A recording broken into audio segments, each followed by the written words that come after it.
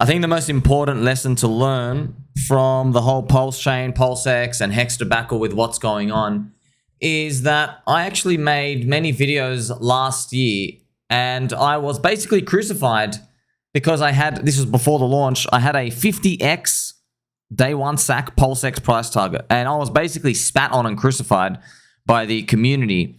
And now even that's too bullish, pretty much, because of the dilution effect. So you divide that by 3, and then you end up getting, okay, so 50 divided by 3, you got about 15x, which is still a long way away from now, right? It's like 80 or 90 away. Hopefully we get that.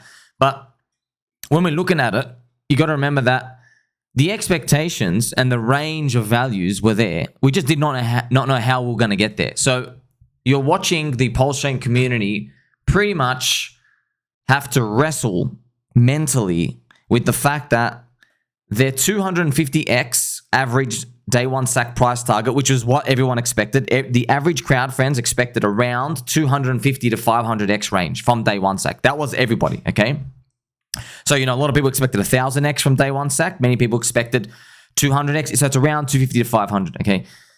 That may have happened in the timeline where Richard buys the bottom with a $500 ETH and Bitcoin capitulates and he deploys the sack funds, okay? However, we haven't got that world. That didn't play out.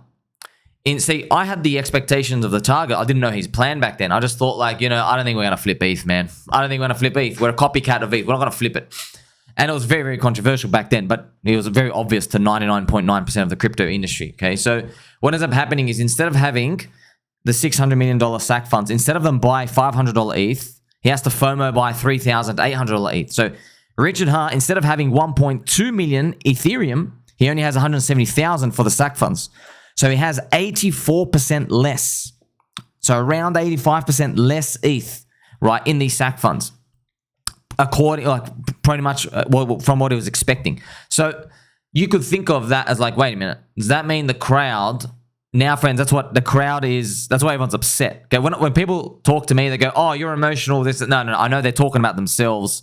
They're wrestling with their own minds into psychology. They're like, oh, I guess my 250x target, my 150, 250x, I guess I've got to drop it by almost 90%. Pretty much. Now it's like 25 to 40x above day one sack, right? Now, the funny part is I had that from a year ago, so this is nothing new to me. It's just interesting how the story has all played out, but I can tell for most people in the community because, how do you know, friends? Go check the average sacrifice entry for Pulse and PulseX. It was about $1,400 for both PulseChain and PulseX. So you can see the average person had $1,000 in. So $1,000 with 1,000x gives you $1 million, which is everyone's dream round number to retire. So as the reality comes seeping in, pretty much everyone has to now think about, oh my gosh, this worldview is not happening. And people act out in different ways. Firstly, they accuse everyone else of being emotional, or they'll lash out. There are people who go, no, everything's going to be fine. Some people just full on lose the plot. Everyone does weird stuff during this time. That's why, friends, you're not even talking to real humans at this point. You're talking to people's emotions, where they are in their emotional state. So here I am as basically a constant watching everyone swing. And guess what? Every time the crowd's expectations, oh, maybe we're going to get the 300x above day one sack worldview. Maybe we're going to get that. When they do that, I'm like, nope, you just can suck it. Not enough has changed, man. We didn't get. Now I can basically say, nope, we didn't buy $500 ETH. And when I say that, people say, FUD. Whenever the crowd's expectations raise up. Now, when the crowd's expectations raise low and everyone says full on scam, it's never going to go up, I will say, no, I still think it's deep value contrarian. And friends, everybody else will say, just give up. You missed the whole bull market. Richard Hart doesn't know what he's doing. Just admit you were wrong. You're having a very hard time admitting you're wrong. You're going to get everyone scammed again. Look, it's down 99%, etc. You see, friends, my range of expectations is actually constant from last year. Nothing has come out in the past year. That's right, year for me to shift it. It's been literally just standing still, and the crowds, every time it goes up, I will place a roof on it. And everyone gets upset. And then when it goes down, I'll place a floor, and then everyone gets upset again, okay? But I'm not talking to real people here. Like I said, I'm just talking to people's emotions. So now you get to wrestle with this over time. And guess what? I think it's fine, because I was telling you, hey, man, what I tell you thousands of times, buying the depression. Okay, yeah, these depression prices, you think you think they're a gift. No, you need them. You need to buy depression prices. You need to accumulate more PulseX and stuff if you want to make it, because chances are when you're these like deep low prices, when we look at the very end, they go, oh, if you bought on the extreme low, I guess you end up being okay. Yeah, you pretty much got to write off your investments from 2021.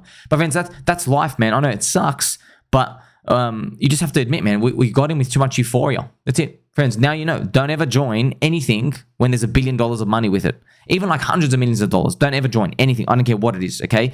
Too many weak hands, too much FOMO. Richard Hart's marketing was just too great. It was so great at the height of the bull market, too dangerous, okay? And it can't fulfill pretty much what everyone's expectations were. Here's the funny part, my expectations are going to be pretty fine. I'm going to actually be awesome. And everyone who's been actually doing the good stuff of friendship, accumulating more, participating in PulseChain altcoins, also not even like guessing, but like observing. When Richard Hart pumped up Pulse in January of this year, in that first week, we immediately 2 weeks later saw a renaissance of altcoins bursting up. You already saw that as well. So the spear moves up, the altcoins start flourishing. And guess what? That happens in the rest of crypto as well. So that's a signal, that's an indicator as to what's going to happen later on. When he flushes it up more, all the altcoins are going to start going even more nuts. Now, people don't like to think about that. Why? Because a lot of the maxis, right, bless their hearts, they can't look at that, because then they have to admit to themselves, oh my gosh, if these things are hyper reacting, I know they've only got like $1 million of liquidity, $500,000 of liquidity. So these things can fly 30x